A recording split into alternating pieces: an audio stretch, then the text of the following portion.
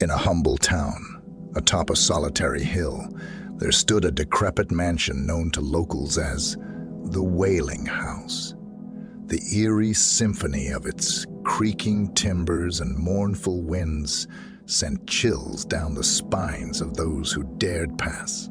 Within its weathered walls, in an attic, drowning in dust and abandonment, sat an ancient music box. Its exterior, tarnished by time, held a haunting charm. Now, let's introduce you to our protagonist, Samuel, an antique enthusiast whose curiosity drew him towards the enigma of the Wailing House. He navigated through the mansion, the smell of must and decay lingering in the air. Each footstep sent echoes of forgotten stories into the forsaken silence. Upon reaching the attic, Samuel's eyes were immediately drawn to the music box, sitting in solitary dignity amidst the gloom. He gingerly opened it, releasing a melancholic melody that hung heavy in the cold air. Unbeknownst to Samuel, the music box was not an ordinary relic.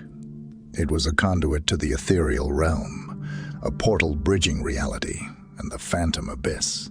That night, as moonlight spilled through the attic window, Samuel woke to an unseen orchestra. A spectral waltz echoed throughout the mansion, growing louder, filling every crevice of the chilling expanse. He followed the spectral sound back to the attic, where he found ghostly dancers revolving in an otherworldly ballet. Their eyes, hollow and soulless, met Samuel's gaze as a horrifying realization dawned upon him.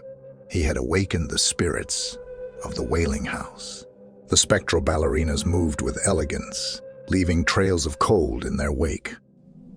Samuel watched in sheer terror and fascination, trapped in the macabre spectacle. Days turned into nights, but the spectral dance never ceased. Neither did the haunting melody that had now etched itself into Samuel's mind, stripping him of sleep and sanity. His once ordinary life was now consumed by the constant wailing dance, his only respite being the brief moments of dawn where the spirits receded back into the music box.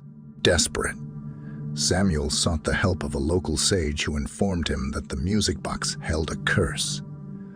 The only way to break it was by resetting the box, ending its unfinished melody.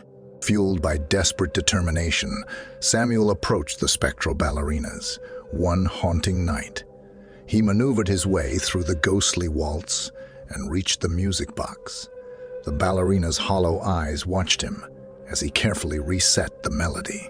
The moment the tune was disrupted, a violent gust swept through the room, extinguishing the ghostly dancers into ethereal mist.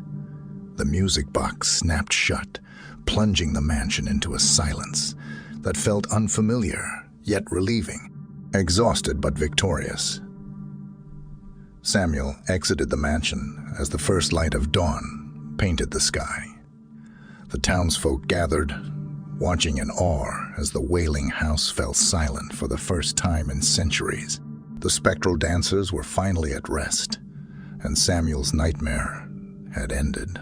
He vowed never to disturb the forgotten or the unknown, a lesson he'd learned the hard way. Word soon spread of Samuel's daring encounter. The Wailing House, once a symbol of fear, now stood as a beacon of courage, its silence telling a tale of a man who danced with ghosts and lived to tell the tale.